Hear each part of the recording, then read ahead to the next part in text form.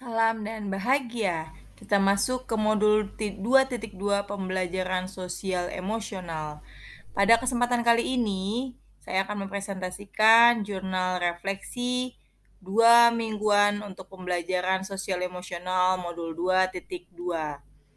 Nah, di jurnal refleksi kali ini, saya akan memperkenalkan diri, yaitu Bapak Elias Rikardus Ratu sebagai fasilitator dan saya sendiri Puspitasari Megahana CGP Angkatan 5 Provinsi DKI Jakarta serta pengajar praktik Ibu Siti Hodijah.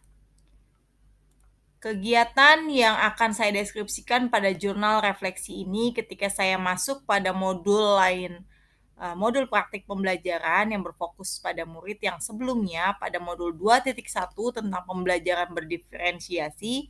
Kali ini pada modul 2.2 kami para CGP diarahkan untuk menyelami bagian-bagian dari modul sosial emosional dengan penerapan alur merdeka. Pada pekan ini, saya akan coba membuat jurnal refleksi 2 mingguan dengan menggunakan model 4F dari Dr. Roger Greenway sebagai berikut. Yang pertama adalah fact, fakta, 2 feeling, 3 findings, dan yang keempat future.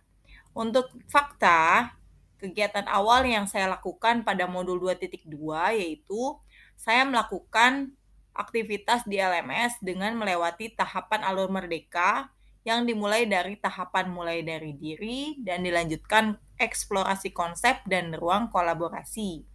Pada ruang kolaborasi, saya mendapat kelompok 4 pada bagian skenario pengembangan implementasi pembelajaran sosial emosional pada peserta didik dan dan pendidik serta tenaga kependidikan pada tingkatan sekolah dasar.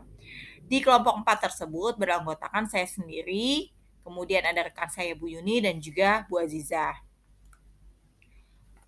Kegiatan diskusi pada ruang kolaborasi 2 kami lakukan dengan sangat enjoy dan penuh sukacita karena banyak pertanyaan dari kelompok lain dan alhamdulillah kami bisa menemukan titik solusi dari permasalahan yang dibahas dengan kelompok-kelompok lain terkait implementasi kompetensi sosial emosional.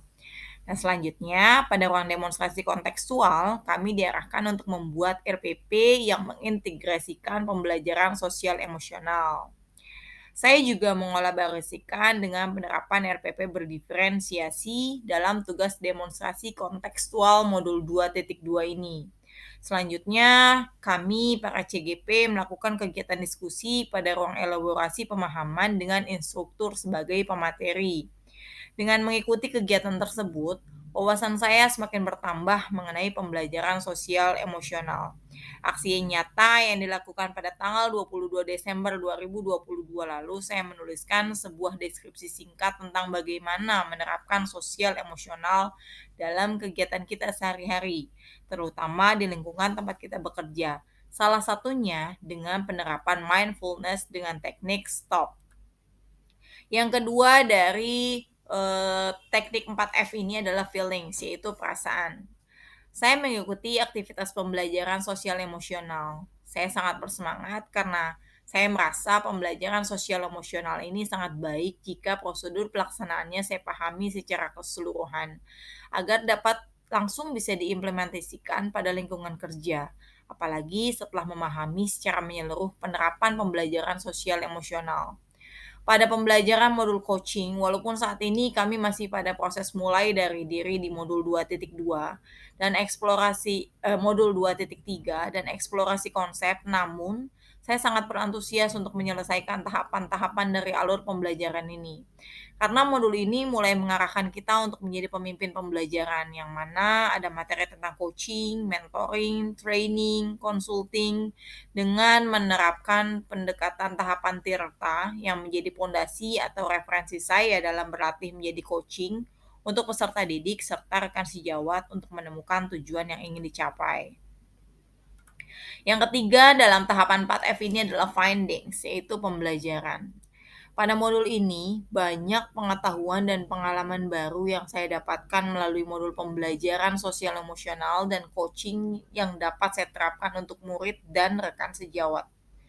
Bukti nyata bagaimana seorang guru harus membangun karakter murid, salah satunya adalah dengan penerapan pembelajaran sosial emosional, juga memanfaatkan prinsip coaching dalam upaya mengarahkan peserta didik untuk menemukanali potensi diri dan mengembangkannya sehingga dapat menjadi pribadi yang potensial dan lebih baik lagi dari sebelumnya.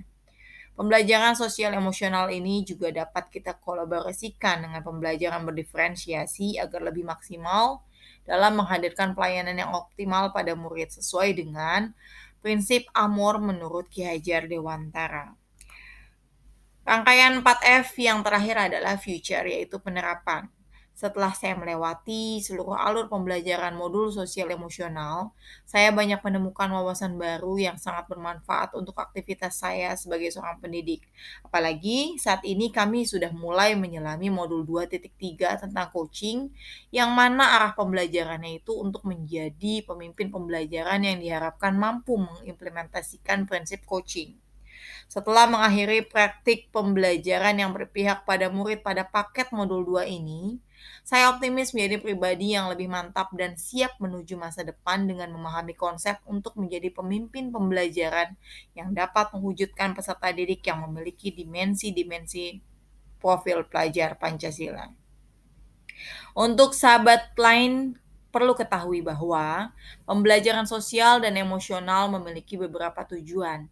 Di antaranya memberikan pemahaman, penghayatan, dan kemampuan untuk mengelola emosi atau kesadaran diri, menetapkan dan mencapai tujuan positif sebagai pengelolaan diri, merasakan dan menunjukkan empati kepada orang lain sebagai kesadaran sosial, membangun dan mempertahankan hubungan yang positif sebagai keterampilan membangun relasi, dan yang terakhir adalah membuat keputusan yang bertanggung jawab sebagai pengambilan keputusan yang bertanggung jawab.